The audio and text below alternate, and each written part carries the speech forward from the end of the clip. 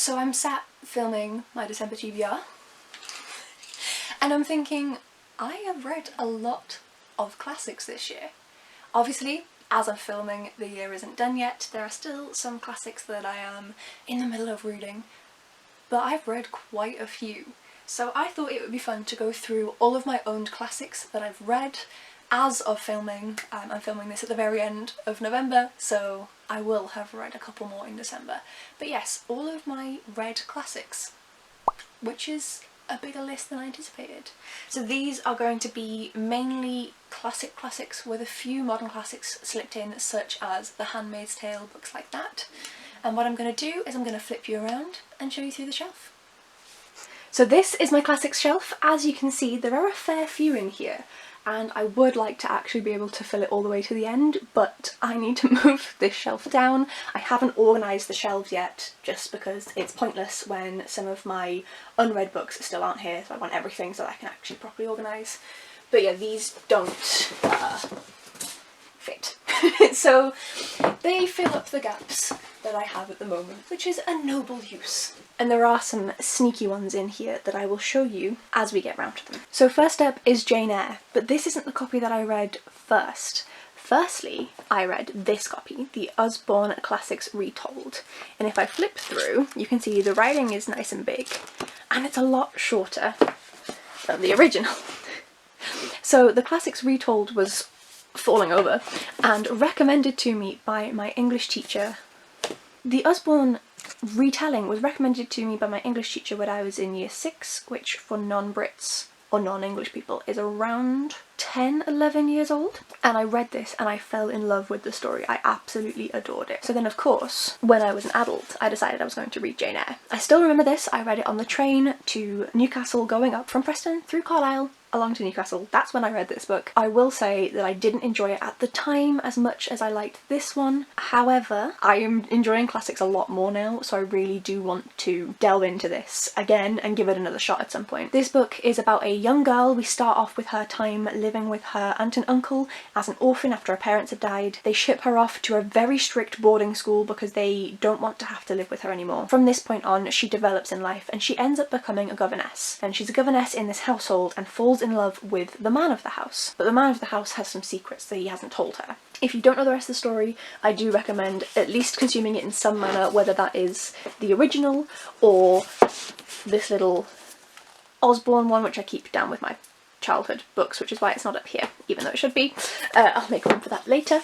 I recommend reading this because it's a really interesting story. Then, on the note of childhood classics, we have Charlotte's Web by E.B. White. One that I don't know if it is a classic, but I personally consider it to be, and that is The Last 7 Months of Anne Frank by Willy Linver. This is a biography of her life, written by Willy Linver when he's then talked to, I believe, 6 individuals who spent time in the camps and in hiding with Anne prior to her death and prior to the liberation of the concentration camps. It's a very harrowing story. It's something that I really appreciated and I think is very well written, and I recommend reading this. Then we have War and Peace.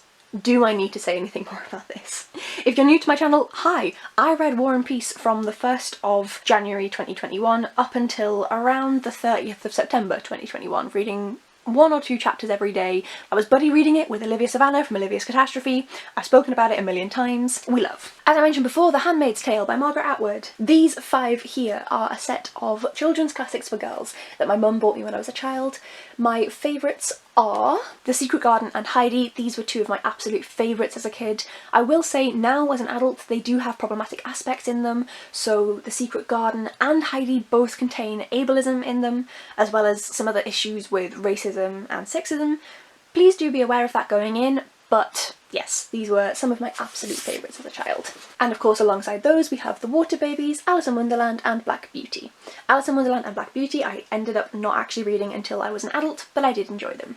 Then we have 2 plays by Tennessee Williams. We have Cat on a Hot Tin Roof and A Streetcar Named Desire. Rude. So I read both of these when I was in sixth form, which is non-compulsory education from 16 to 18. It's basically like the first year or 2 of college in the US. I read that one in class. We had to read that one, and I read that one by myself. I Loved both of these. That one less so.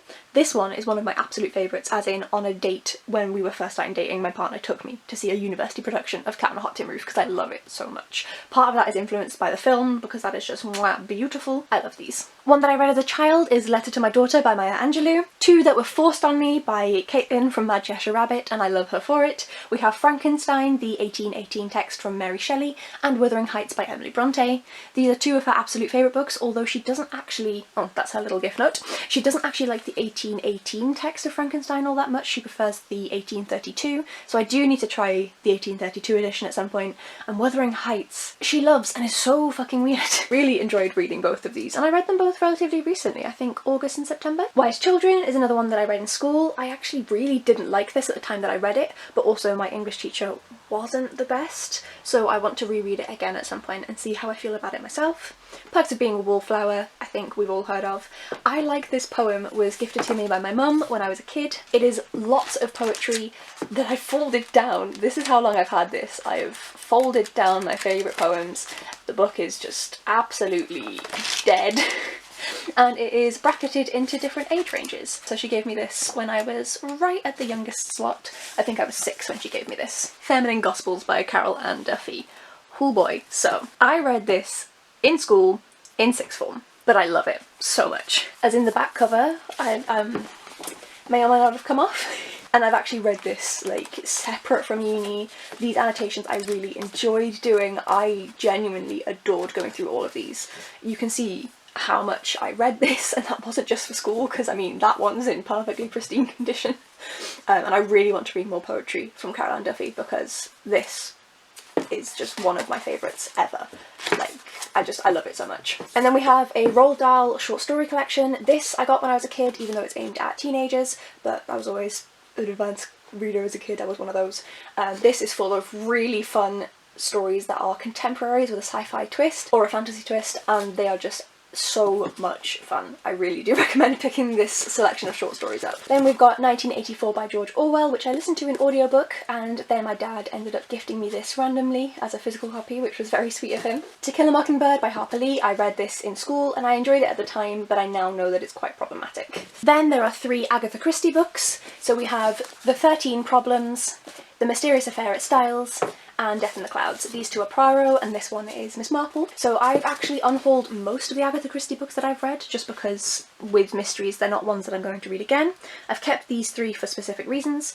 These 2 I kept because they're quite old, costing 25p and 50p at the point of sale respectively. This one, although it is pretty old, costing £2.50 at the point of sale, which is more but still quite cheap, I've kept because it's mentioned in a Doctor Who episode, and I am that nerd. So then we come on to Jane Austen. So the only book I have on these shelves is Persuasion by Jane Austen, which of course I have read. It's in this cute little flip back paperback edition, which I adore. I found in a charity shop and I'm so glad.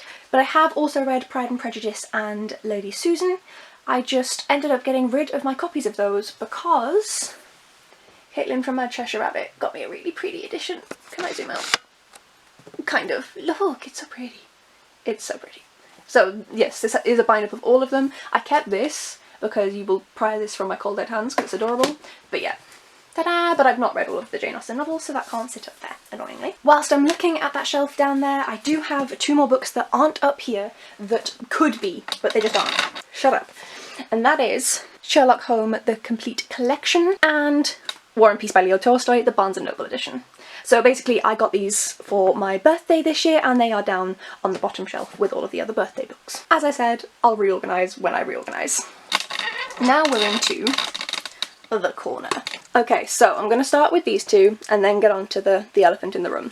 So first up we have Go Set a Watchman by Harper Lee, and then The Testaments by Margaret Atwood. These are both sequels to classics that were released well after the original classic was published. Go Set a Watchman was released without Harper Lee's consent, to be quite honest. I don't know if she ever intended for it to be published. Margaret Atwood intended for this one. They are both fine. I preferred The Testaments. Go Set a Watchman for me was essentially a waste of time and a cash grab from the publishers and from her estate. The Testaments I actually did enjoy to a point. It did have a lot that it added to the story and to the world, but I think that the ending kind of spoiled that. Kind of wish it hadn't happened. And then we're on to the tiny books. I haven't actually read all of these. I read The Tiny War and Peace. That's it. These are here because they fit, okay? So I've read The Tiny War and Peace, and I have went through this one and I've essentially read it, which is The Bard's Guides to Abuses and Affronts. And then we also have The Complete Plays in One Sitting, Love, Sonnets and Shakespeare, which, and Shakespeare, Love Sonnets of Shakespeare, which I've read some of these in school and enjoyed them, so I will read that one day. Then we have The Essential Mysteries in One Sitting of Sherlock Holmes, which I need to read through once I've confirmed that I've read all of them already in full. Then we have Charles Dickens, The Complete Novels in One Sitting, and we have Jane Austen, her complete novels in one sitting. I want to get a lot more of these tiny books. They're from Running Press, they're so cute, I love them so much. The War and Peace one, I actually really enjoyed this summary. I think it was really humorous, really well done, and captured all of the main points of the book, because I read this the month after I finished the actual book, and I think that's really well done. So I'm really looking forward to reading these guys, but of course I haven't read all of them yet. I think I've read all of these, but I want to double check with that big edition, which is like 1,000 odd pages, so I'm going to read that first. And then I definitely have not read all of the Jane Austens or the Charles Dickens books, so it will be a while before I get round to those. But I want to get more of these tiny books because they're just adorable. And of course, as I mentioned, they quite nicely fill in this little gap. The shelf is full rather than being awkwardly half empty. Ta-da! And those are most of my classic books that I've read. The vast majority. There are a couple that I have read that aren't on there. So things like Night by Elie Wiesel lives up with my historical books instead. Then I have the 6 books that I've read from Discworld, which is by Terry Pratchett, which sit along with my Enid Blyton books, which are also considered classics. Then I have Charlie and the Chocolate Factory here, as well as Goodnight Mr. Tom, which I think is a childhood classic. So there are other books dotted around my shelves at the moment that could be considered classics, but I like to keep them elsewhere. It is not quite the complete collection, but most of the classics that I have ever read. I recently, in October, in my Vedo month, a video every day in October, did a video of my unread classics on my shelf, and if you just simply compare that to the last unread classic video I did a few years before, that's massively decreased. So I'm actually reading a lot more classics and really enjoying them, and I'm really glad about that. So I'm looking forward to getting through some more in recent times and adding more to my classics shelf. I'm enjoying them, and that's why I'm reading them. I'm very glad that I didn't try and push through when I was reading them just because they're classics, and instead I waited until I actually wanted to read them. Let me know if you've read any classics, what your favourite one is down below in the comments. They don't have to be classics. You can say, for example, Dune. This was gifted to me by Eleanor from Eleanor Nicoter, so thank you so much, Eleanor. But this is a classic space opera. It kind of started the space opera genre from everything that I hear. I just haven't read it yet, which is why it's not on that shelf. So yes, it could be something like this, it could be Lord of the Rings, which I've not read, or it could be a childhood classic. So yeah, any classics that you've read that you think that I should pick up, or that you've also read and would like to chat about, leave them down in the comments below.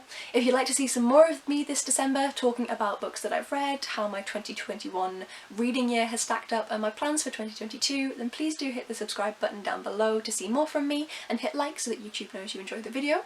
Thank you so much for watching, folks, and I will see you in the next one. Bye!